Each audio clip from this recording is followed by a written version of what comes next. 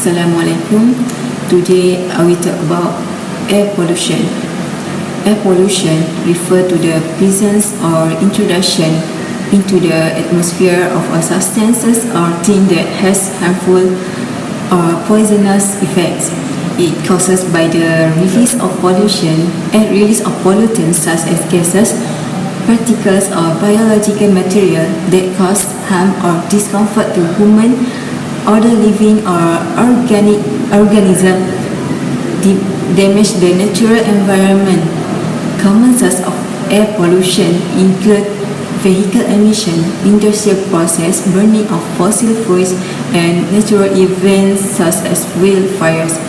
Air pollution can have serious health impact, including respiratory problems, heart disease, and even premature death. It can also cause environmental damage such as acid rain, smoke, and climate change.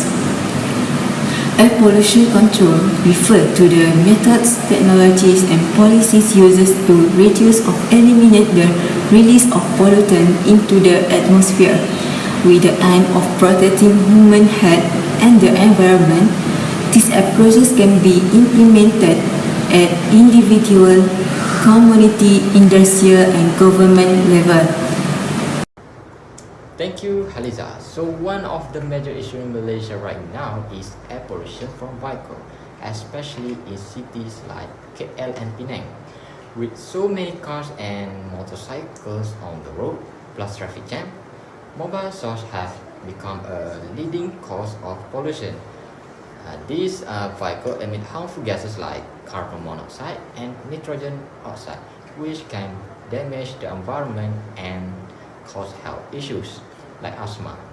We have seen some progress. Newer vehicles use catalytic converters. Euro 5 diesel is now available, and the government is promoting electric vehicle and public transport. But more can be done. Let's stricter emission checks for older vehicles and better EV incentive. Most importantly, we need to reduce our reliance on private cars. With the right policies and public awareness, we can improve our air qualities. Next, some common types of equipment used in industry to control air pollution are 1. Scrubbles, to clean air by using liquid to remove pollutants. 2. Air filters, trap dust and particles from the air. 3. Cyclones, spin air to separate heavier particles. 4. Electrostatic precipitators, use electric charge to remove particles from air. 5. Mist collectors, capture liquid droplets from the air. 6. Incinerators, burn waste gases to remove harmful substances. 7. Catalytic reactor, use chemical to change harmful gases into less harmful one. And the last one is biofilters, use microbe to break down air pollutants naturally. Improve the air pollution control methods to make it more efficient in the future. We have to change into clean air.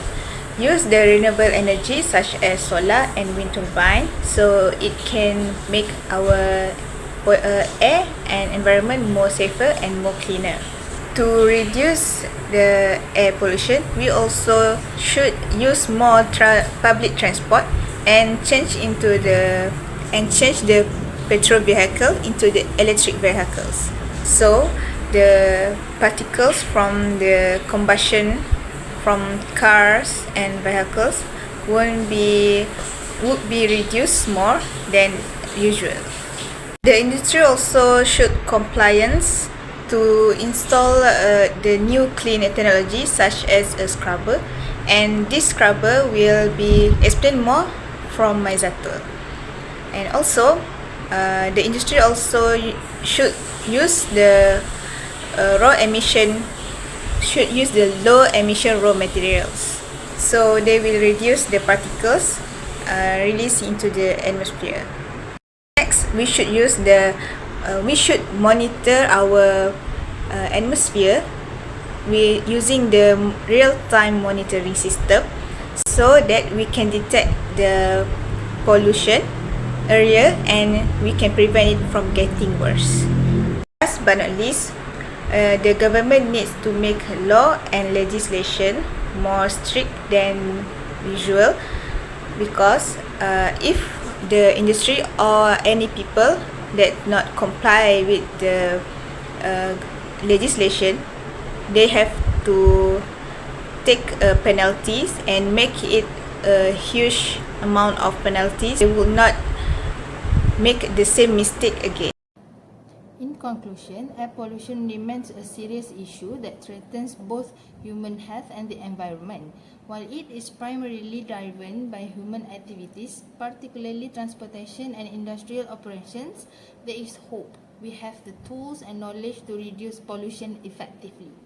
By adopting cleaner technologies such as transitioning to electric vehicles and enhancing public transportation systems, we can make significant strides toward improving air quality.